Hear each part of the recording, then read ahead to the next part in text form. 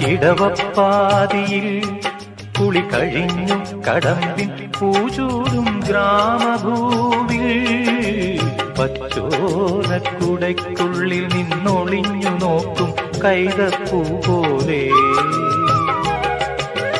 ഇടവപ്പാതിയിൽ കുളി കഴിഞ്ഞു കടമ്പിൻ പൂചൂടും ഗ്രാമഭൂവിൽ പച്ചോലക്കുടയ്ക്കുള്ളിൽ നിന്നൊളിഞ്ഞു നോക്കും കൈതപ്പൂ പോലെ.